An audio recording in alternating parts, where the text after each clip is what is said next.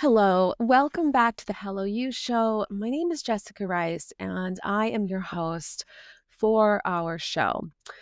When you think of finances, we often think about our present situation. Perhaps we still struggle, though, to think about where our legacy is headed and what it is that we're wanting to truly build. Abbe Large is a finance expert and managing director at Lenox Advisors, where she has 3 decades of experience dedicated to serving her clients with both their present and future financial goals, specializing in financial planning, estate development, and retirement services.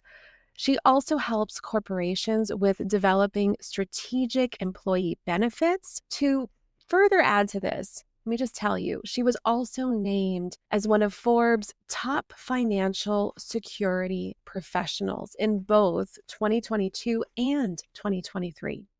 She's also heavily active in her community, devoted to her family. She enjoys paddleboarding, skiing, and living a healthy lifestyle. All that said, Abby also has an incredible story to tell, one that deals with the pain of losing her father to pancreatic cancer and the power of overcoming challenges to drive personal success. Listen into this conversation. I know that you are going to be blown away. Hello, and welcome to the Hello You Show, where big dreams meet real action. Through transformative stories, a bit of neuroscience, and real conversations, this show is here to help you explore creating your next level life with authenticity and passion. I am Jessica Rice, a design techie and former engineering leader turned vision evolution coach on a mission to help other women rise up and lead a life of purpose. So get cozy and say hello again to the real you. Well, Abby, thank you so much for joining us on the show today. I so appreciate you coming. Would you mind just sharing with us quickly, where are you joining us from? Oh, Connecticut. Connecticut. Mhm. Oh my goodness, what's the weather like still? It's freezing. That's why I'm in a bundled up turtleneck. I'm so cold. I know that we spoke and we had a wonderful conversation very recently, and you bring so much wisdom to your area of financial planning, but you also have an incredible story. And I was curious if you wouldn't mind just sharing with us a bit, about what was a driver for you in your success. Well, I've been doing this for 31 years. So which drive are we talking about? um, you know, I think experiences morph how you present to the world, right? And when you're 26 years old, just starting out, there's not many stories to tell. Um, But as I age and as I live and as I experience, they organically happen. And it leaves me with an unapologetic, authentic conversation about the why and why it's so important to plan and why it's so important to be held accountable and responsible for your own family. And yeah, that's what those experiences have done, is solidify my why, if that makes sense. Mhm. I'm curious if you would be willing to expand a little bit.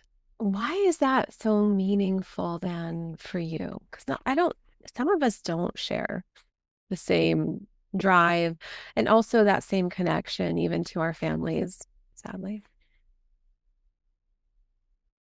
Um, would you like me to tell the story of what happened with my dad and my family? I'm happy to. Yeah, if you're willing to share, so many of us go through so many tragic, traumatic things, and it's so hard for us, but it also is that piece that sometimes teaches us more about ourselves than I think we can possibly imagine. Yeah, it does. That's for sure.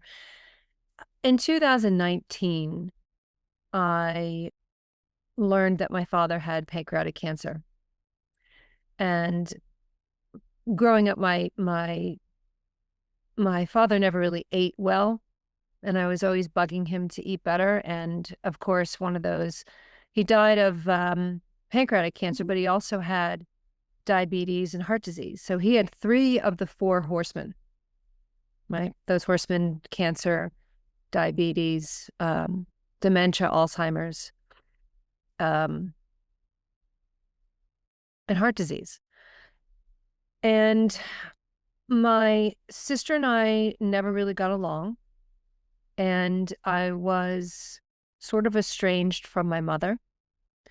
So, and they lived in Texas and I lived in Connecticut. So when I learned about this, I had to make a loving decision to just put all that stuff aside and just be there for my dad. And I was extremely grateful for the time that I had. I only had 3 months from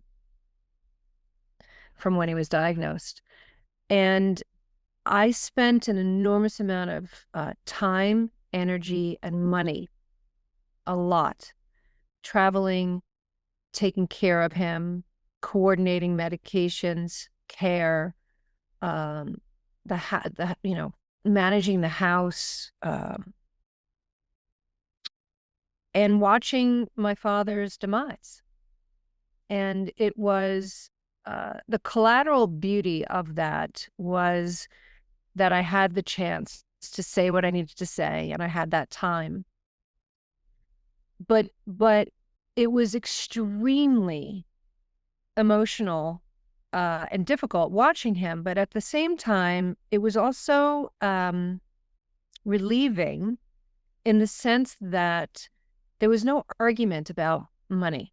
And the reason why there was no argument about money is because I had put a life insurance policy on my dad and a long-term care policy on my dad, which paid out exactly when I needed it to pay out, right? And I didn't worry about how much money I was spending because I knew I was going to get it back with the life insurance upon his death. And I also knew that I was going to get the money reimbursed back to me from his care.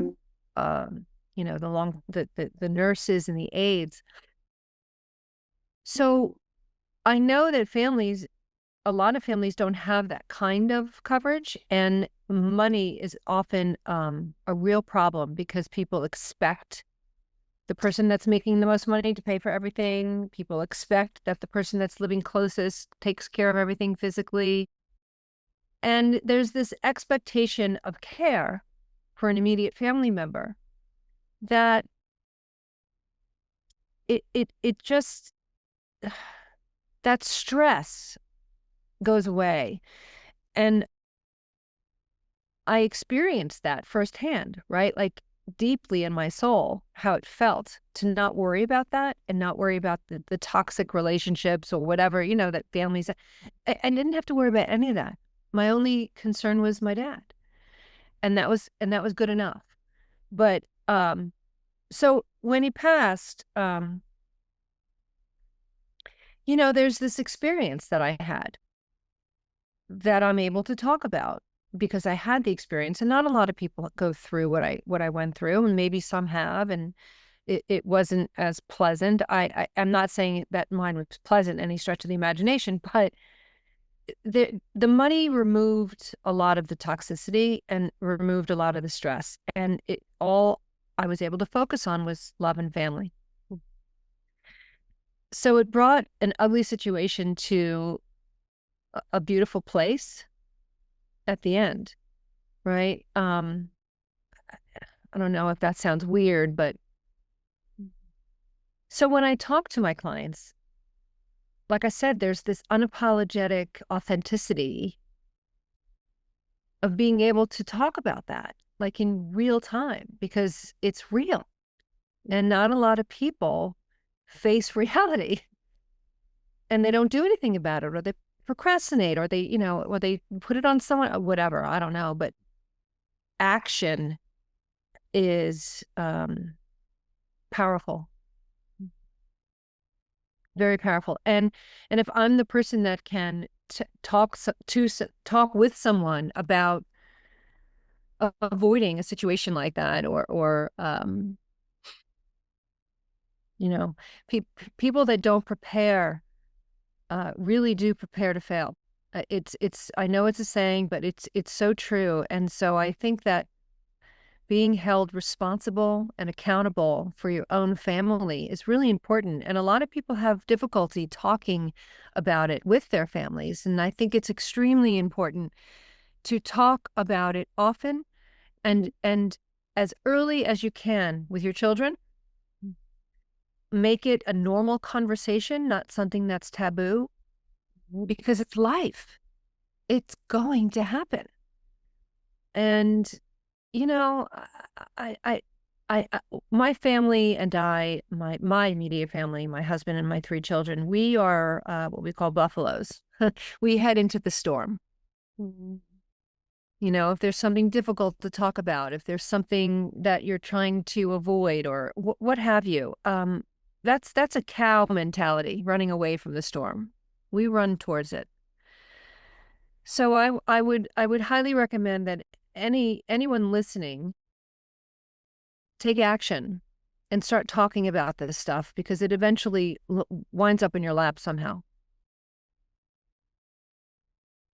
Yeah.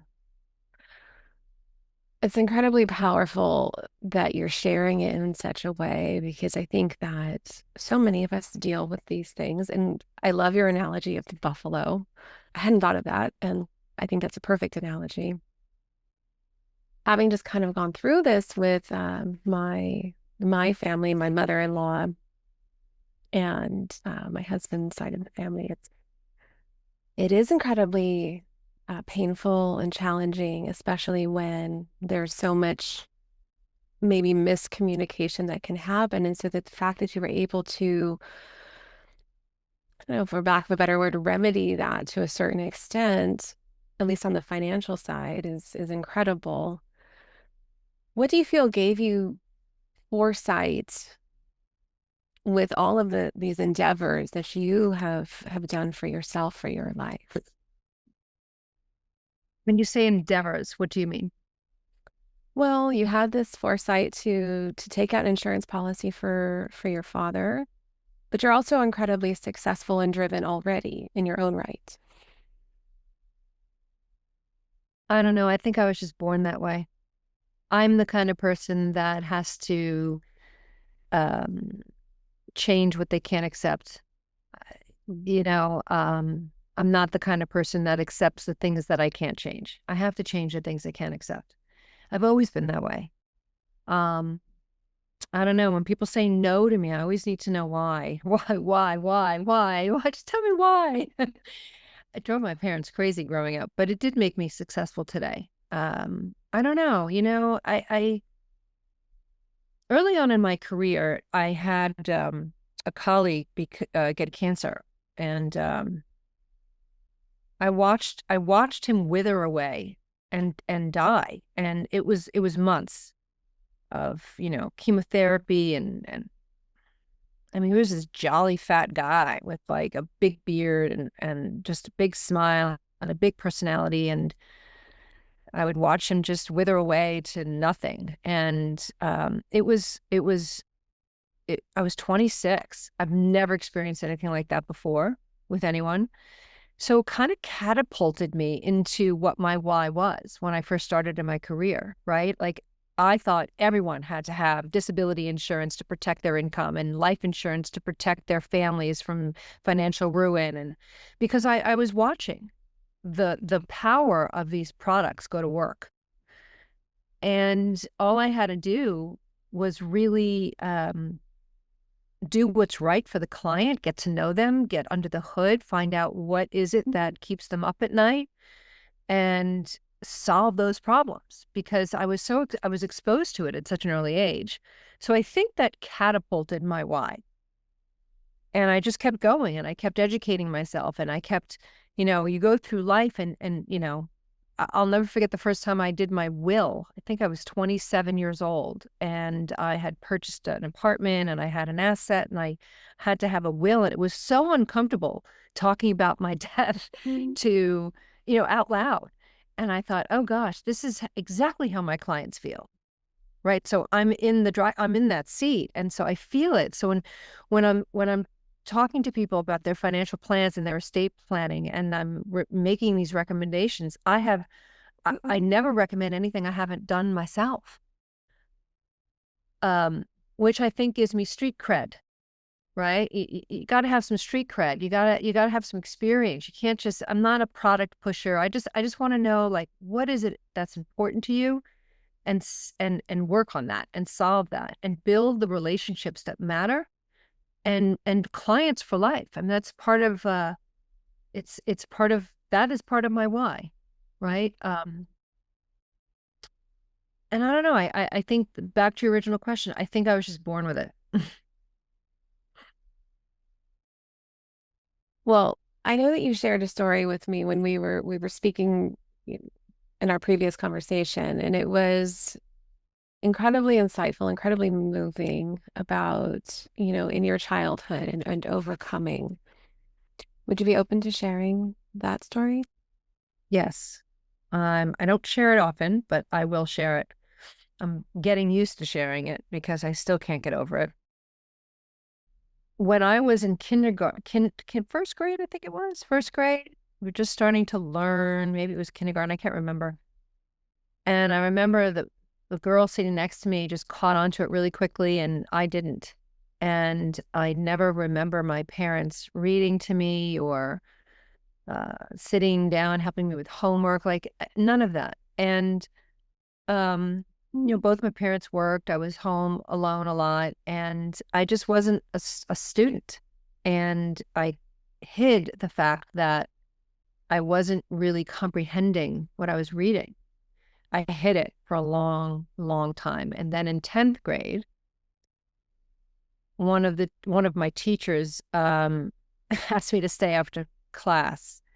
I did. I was scared to death. And she handed me a book. She said, open it up and read one of the pages. I did. She said, no, out loud. I did. When I was done, she said, what did you just read? And I couldn't answer her. And she said, will you come tomorrow to school? I said, yeah, sure. I mean, no one ever said no to this woman. She was a force. And her name was Mrs. Lober, for those that are listening. Um, So I came after class and she handed me a big fat book called The Good Earth by Pearl S. Buck. As you know, it's a Pulitzer Prize winning book. And she said, okay, open up page 1 and start reading out loud. And I did. And after every page, she would have me tell her what I read.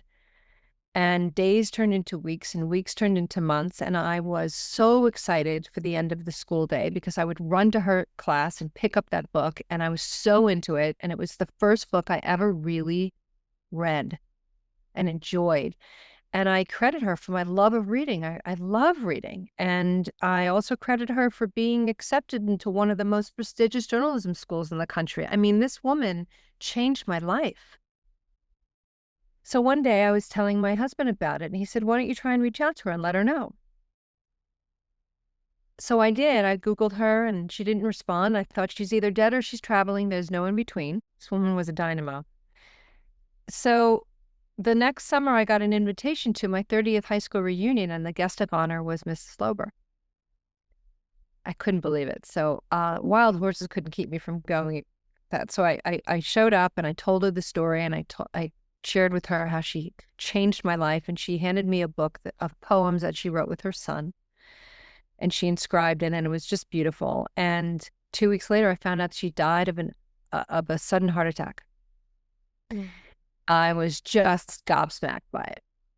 And really, the lesson in that is to tell people if they make an impact in your life. She impacted me like nobody's business. Well, So fast forward, um, I had to, I would avoid taking a lot of exams and tests to get certain designations in my craft and my business because I had horrific test anxiety, really bad.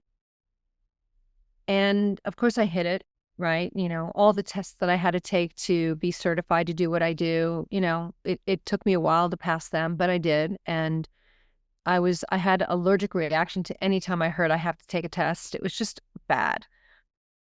Well, I had to take some securities license exams, and it was, tutor that I hired said to me, you should consider a 504. And I had never really considered getting a 504, but interestingly enough, um, I was 54 at the time. I don't know many 54-year-olds going to get their 504 plan. Usually you see a 5-year-old, but not a 54-year-old. And I went into the city. It took me an entire weekend. It was test after test after test after. It was the most grueling, it was emotional. It brought up a lot of stuff in the past, but at the end of the day, it turns out that I simply need more time. It's not that I'm dumb, I just need more time. And once the time that time pressure goes away, the anxiety goes away, and I'm able to perform. So I was I got my 504 and I got double the time. So instead of 2 hours for exam, I would get 4 hours, more than enough time to finish. And I was passing all these exams with flying colors. And I was like, oh my goodness. So here I am, 57 years old, getting all my designations, all of my tests. And I wake up every day and I study for 2 hours every day, every day. And I've made an internal promise to myself that I would never stop taking tests. I feel like I'm making up for this lost time, but it has made me lethal with what I do. And just I'm keeping my brain sharp, and I'm exercising my brain every day by studying. Now by 5 o'clock, I'm completely shot, but I am um I am finally doing it. Like I'm finally like it's okay, right? Like who does this at 54 and like suddenly starts taking all these tests? And it's hard. It's really hard when you're an older person. I'm not saying I'm old, but I'm not in college anymore. Mhm. So whoever's listening, if anyone has to take designations and tests and things like that, do it right away after college, because as you get older, it's harder. But that has been my struggle and my challenge. And there is no surprise that I had my best year ever last year. My best year ever. I'm the #1 female producer in the country, which I take significant pride over because it's hard what I do. It's really hard. And I am a successful woman in this business, which is dominated by men, which I'm fairly proud of. Hard work, but it's paying off. So that's my story. It's I don't know if I should be embarrassed about it, proud about it, both. I don't know. But it is what it is. It's who I am. I think it's amazing and it's inspiring. And what I love about it too is that age is a number. I mean, sometimes I think we write our lives off at a very young age, and then we just, like you were talking about earlier, we just accept that this is supposed to be the status quo and it doesn't have to be. I know you're driven, you were born this way. What is driving you now, though? Is it the same why that you had even a few years ago, or has it changed? I'm making up for lost time. I'm making up for lost time because education, studying, getting better at your craft, it's so exciting to me because it just opens up a new world, right? It how could you not be excited about being an expert at what you do? That's exciting. I'm really good at what I do. I love what I do. And to be able to talk to people at a very high level, right? And talk to really smart people all day long, that's exciting. I know a lot about my industry and I'm proud of it. I love it. It drives me. It excites me. It challenges me. Um, I mean, I think I've chosen the best career in the world because I can control my own destiny. I can do it until the day I die. And I think it will keep me relevant and young and energetic. And yeah, I've arrived. I've arrived. And that's kind of cool.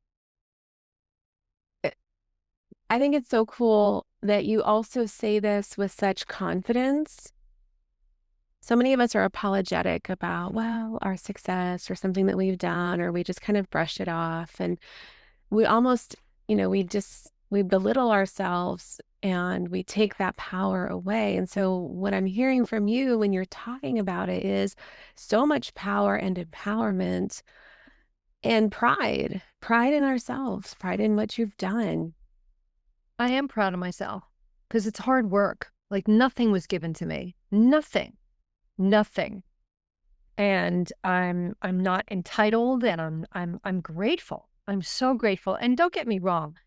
Does self-doubt and imposter syndrome creep in? Of course. But when it does, I immediately think about what I'm grateful for and it goes away. This is a recent exercise and miraculously it just goes away. And I feel, I don't know, it just shifts. So that exercise has been really rewarding for me lately. Um,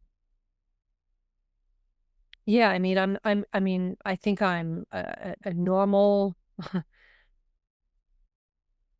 I don't look at myself as being special per se, because I work for everything that I have. I Nothing has been handed to me, nothing. And I'm grateful for that. I love that you brought up this point that you're grateful. And you said it's a newer exercise. What? How did you was that someone that did someone give you this as an exercise or was it something that you came upon? How'd that That's a great transpire? question. No, no one has told me, no one gave me that tip. No one. It was just, it's interesting. I've been fascinated by imposter syndrome for a couple of years, actually, right? I've asked very successful people, do you have imposter syndrome? Do you ever get self-doubt? Talk to me about that. Like I ask. I've always been very curious, like ever since I was a kid. And I ask everyone, I'm like, do you ever feel this way? Do you ever feel? And so I guess I did some research, if you will, right? They just asking successful people if they have this, what they do about it. And I think when you're in the realm to receive information, it kind of manifests itself slowly, but it eventually surfaces and you realize what the answer is. But it doesn't happen overnight. So the answer is it didn't happen overnight. It took me a few years to get to that conclusion. I've tried other things, but that worked. Still a work in progress, right? No one's perfect. No one, like I'm just waking up trying to be a better version of myself every day. And I think most people do that. Mhm. But I really do put it into practice, right? Like I don't just say things. I say what I mean what I say. I've always been that way. I remember when my kids, when they were little, I say, if you don't stop, we're leaving. And guess what? I left.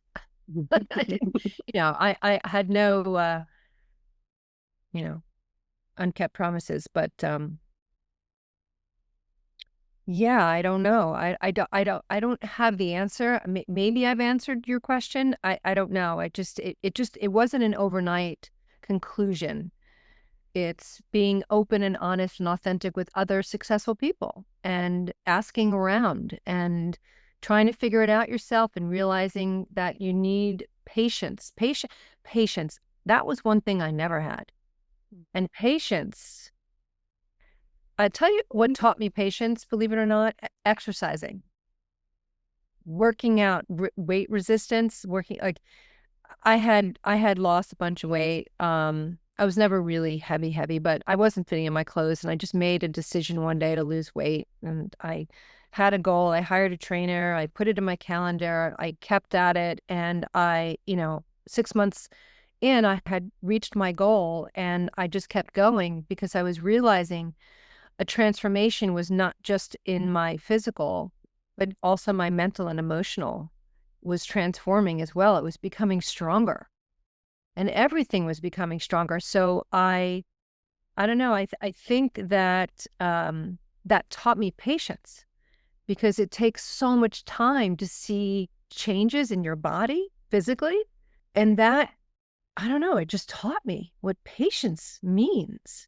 It takes, I never had it. And so I'm more patient with myself. I'm more patient with my decisions. I'm not as quick anymore. And it has nothing to do with my age. It has to do with, I think, experience and what I'm learning as you live your day. What I love about what you're saying is when you're talking about gratitude, it's, you're talking about taking your eyes out of ourselves, off of yourself. Like anytime that I feel like too, when we're nervous, we have to do public speaking when people are afraid, it's because we're focused so much internally about whatever it is, how we're going to be seen or viewed, or we care so much about all these things.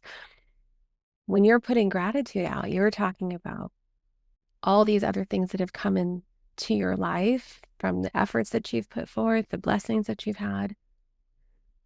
And it also sounds like when you're talking about patience, you're leaning into discomfort.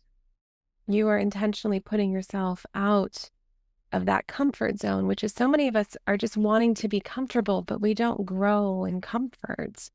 We grow in discomfort. And so it's almost as if when you're talking about this, like you have embraced discomfort on this whole other level, but you see it as a blessing in your life and the way that you're able to show up and keep pushing yourself forward and have that patience to do so. Is it rare? Yes, I think it's rare. Do you think so? Well, I think that some of us understand this as a principle, but it's what separates, I mean, it separates people from their own success. I think in my own journey working with clients, sometimes it's hard to get outside of our comfort zone. What we don't recognize is that as we move outside the zone of proximal development, as we move outside of that, our comfort zone becomes bigger.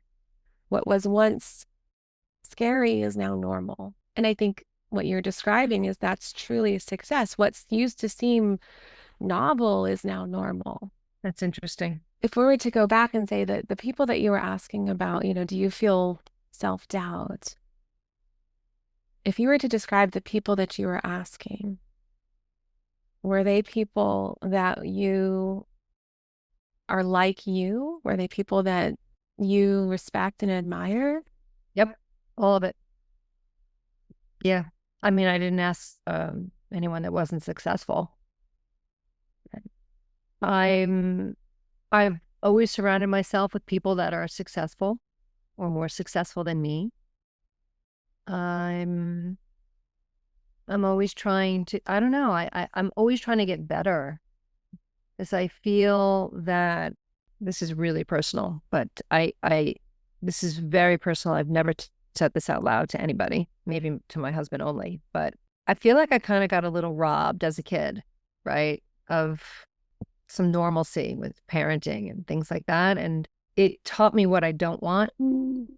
And I broke that chain and I became the person that I always wanted to be to my children, right?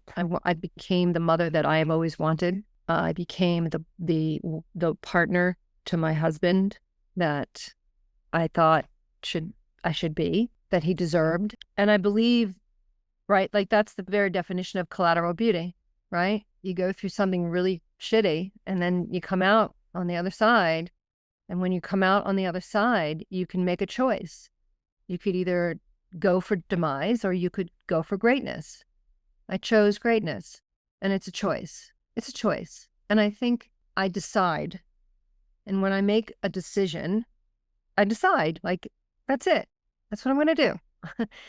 Because I think I've always really kind of had that as a kid, and I've always felt that I was deserving of more, which I didn't really get when I was younger, and I have it now. And that's where the gratitude comes in, right? Because it wasn't handed to me. I had to work for it. Had to work for my relationships. I had to work on myself. And I can honestly say that I couldn't have done it without my husband or my family or my friends that believe in me. And to have people believe in you and support you is huge, right? I can't go out this, going at life alone is very lonely and hard.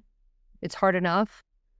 So I've surrounded myself with people that believe in me and that support me. And I think that is a really big decision for me, right? Is to get rid of that, anything that was toxic or not okay or didn't feel right, or just create this atmosphere that I could be my true self in, and my potential, right? Like I think the word potential, my entire young life, I had so much potential. Like I could have been a contender, right? I'm athletic, I'm smart, I this and that, but I didn't have the right coaches. I didn't have the right people. I didn't have the right people in my life when I was growing up. And so as an adult, I can choose now. I can choose who's in my life. And that is a big thing, right? I think choosing people to walk through life with and go at this life with is so important. And I think people sometimes choose wrong. It's okay to pivot. It's okay to recalibrate. It's okay if it's the right thing for you. And as long as you're open and honest and authentic about it, then no one can be mad at you for that. And if they are, well, screw them. Bye-bye. I love that you mentioned the word choice and choosing, I don't know, 5, 6, I lost count, times, because I think so many of us feel like we don't. We don't Oh, have a choice. absolutely have a choice. To the day you die, you have a choice. I've even chosen how I want to die. I mean, you can choose. Don't let anyone tell you can't choose. I don't buy into that. Sometimes you choose right and sometimes you don't, and you learn from your mistakes. I said to my daughter once, I said, if you couldn't fail and you knew you couldn't fail at anything, what would you do? And she said, I wouldn't get very far. I thought that, wow, that's a good answer. And she's right. Right. So I don't mind making mistakes. I don't mind them at all. It's interesting to me. I think about the mistakes often, and I'm watching my young daughter go through high school and the grades and the college and the SATs and the ACTs and everything's graded, and it's just it's ingrained in everybody about not making mistakes. And I think that's a shame. Like, how do you grow? How do you get successful at something? You have to make a mistake and learn from that mistake and then pick yourself up and move on. I don't know. That's just my mentality. I think mistakes happen all the time. It's how you handle them that matters. And I think people forget that. It's how you handle them that matters, not the mistake itself. Really important. It's so true. It's, what did they say? I failed more times or 1,000 times before I was successful. I mean, that's how we learn and grow. Yeah. And from infancy, I mean, we don't learn to walk right away. We fall. Well, that's right. It's so interesting to me. It's so interesting. to watch a toddler. They're just so curious and just flopping all over the place and just out there being their true selves. And that's when it happens, like that constriction of that don't do that, don't do this. No, no, no, no. It just, I don't know. Mhm. There's something psychological about that, I'm sure. But I welcome mistakes. Um, and I really, it's so okay to make a mistake with me. It's my assistant's really, she's so afraid. I'm like, don't be afraid to make a mistake. It's okay. It's okay. It's Mhm. okay. You learned. It's all good. So yeah, mistakes are our friends if you make them your friends, right? Mhm.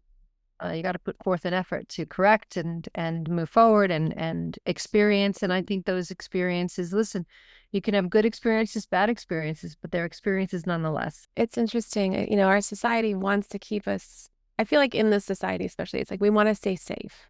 We want to be protected from failure. And in some cases, we are not rewarded, so we allow perfection, but perfection is the very thing that keeps us stuck. So when you were talking earlier about how you just make a decision and then you go, so much wisdom there to be learned. And There's just, a big difference between failing and being a failure. hmm Big difference. I'm hmm not a failure. Do I fail at things? Absolutely. well, I know you're incredibly driven and you're doing all these incredible things right now, learning every morning, reading all of the things that you're doing. What do you feel is next for you? Oh my gosh, that is a wonderful question. I don't know, and that's okay. Mhm. It's really truly okay. It's I'm practicing being in the moment, Mhm. which is not as easy as it sounds. It really isn't. Um, in fact, Mhm. 2024, I made that goal of just being in the moment, and I practiced it all year, and it has become a habit now. I really don't think about weeks from now. Sure, I look at my calendar, but I don't stress about it. I don't lose sleep about it. I'm in this moment. I'm talking to you, Jessica. I am having this conversation. I don't know what you're going to ask me next. I love that. I have no idea what's going to come out of my mouth. I love that too. I love the spontaneity of being in the moment and enjoying it. And the gratefulness comes from being in the moment too. Mhm. Just so interesting to me. This is all new for me. This is very new. Gratefulness, being present. We hear people talk about being present, being grateful all the time, but in practice, it takes effort, like real effort. It took me an entire year to be used to being in the moment. You know, last night my husband came home and he asked me about my day. He asked me about my day every day. And I just didn't feel like talking about it. There was no reason. Then I said, tell me about your day. He started telling me about his day and I wasn't into it. I just was like, I don't want to talk about this. It was work. It was like all work. And I'm usually into talking about work. I have no problem about it. But for some reason last night, I don't know. I was just tired. I needed a brain break. I don't know. And I just didn't feel like talking at all. And so we sat there by the fire and we're just like, let's go to bed. It was 9:30. I'm like, okay, let's go to bed. I don't know. It's just, I was in the moment. Mhm. Just, and he didn't take it personally. I just was in the moment. In the moment, I didn't feel like talking. Do you ever not feel like talking, but be forced to talk? Yes. Ah, ugh, I can't stand small talk. And so I didn't. And it's really funny. I went to an event and it was a business event and I'm usually very bubbly and chatty, this, that, but I was sitting next to someone and I had nothing to say and I didn't say anything. And they turned to me and they said, you're awfully quiet. I said, I have nothing to say. you know, I have no interest in small talk anymore. And it's really interesting when you're conscious about small talk, how, how much you do of it. And it takes a Mhm. lot of energy. So I'm working on not exuding too much energy that I don't need to spend, making the energy that I put out more meaningful. Mhm. And it's a change because I'm normally very chatty, the life of the party, this, that, and I'm not anymore. I'm just a backseat. It's okay not to say anything. And that's new for me. Mm. I'm usually the one that asks the questions and talking, but it's okay not to. And what's also very interesting to me is that I feel the less that I say in meetings, for example, the more powerful it is, which is extraordinary to me, just extraordinary. So that's kind of my new thing. No small talk, just get right into it. Yeah, it's just refreshing. And back to being in that moment, right? Like it reduces stress and anxiety as well, being in the moment Mhm. and not feeling that you have to talk all the time. It just, I don't know, just more relaxed, less wasted energy, if that makes any sense. When you're describing this, it almost sounds liberating to me in the sense that it's just so freeing from expectations I think that we put on ourselves too to like, I have to do this or I have to do this or we have to talk about our day. We have to talk or ask questions or whatever. And sometimes maybe just don't. Yeah, it is liberating. You're right. And it has nothing to do with being in control or anything like that. It's just, well, I'm just not in the mood. And Mhm. it's okay. So I say it's okay to myself a lot. Who knows what next year will bring? Who knows what 5 years will bring? I don't know. But in this moment, that's where I'm at. Well, I've so deeply loved our conversation. If others were wanting to get in touch with you, what would be the best way? The best way is to email me, is alarge@lenoxadvisors.com. I'm sure it's going to be in your notes at the end. But it's Lenox, not two N's. Most people put the two N's. That's a great way. You can always request to follow me on LinkedIn. But email is usually the best. We'll definitely put that into the show notes so that if they want to reach out, that they can. Oh, that'd be great. What do you feel would be a final message that you would have for, our listeners? Maybe they are driven to succeed, but they still feel stuck in some sort of way or held back in certain areas of their life. Just decide. It's kind of that simple. Just decide. Put it out there to someone that you trust and decide. Mm. Yeah, that's what I would say. I would also say for those listeners who have not done any planning to decide and do it, because the longer you wait, the harder it gets. I implore your young listeners to save, take advantage of their employer 401ks and IRAs, whatever. Just start saving because the word compound is real. And we have an epidemic in our country where most people are outliving their savings, and it's a problem. So I would say to your listeners, if you don't speak to somebody, you can certainly pick up the phone and call me. You can email me. I'm happy to talk to anybody about their financial planning for their families. I'm happy to talk to anybody about whatever challenges they have. I'm an open book. I love connecting with people. I love helping people. I love mentoring people. I mentor people all over the country. I love that. And my payment is their success. There you have it. Thank you for the opportunity. Well, thank you so much for coming on, for sharing your stories and sharing your insights and the things that you have learned in your own journey. I think it's incredibly insightful and empowering um, to hear your perspective. Thank you.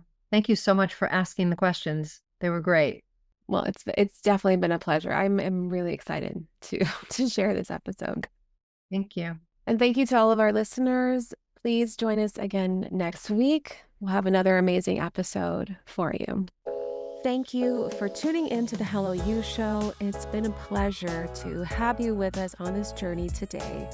If you found value in our conversation and want to support the show, Please take a moment to like, follow, and subscribe so you never miss an episode. We'd also deeply appreciate it if you could leave us a review. Your feedback not only helps us grow, but also enables others seeking inspiration and authenticity to discover our community. Until next time, keep embracing your story with purpose.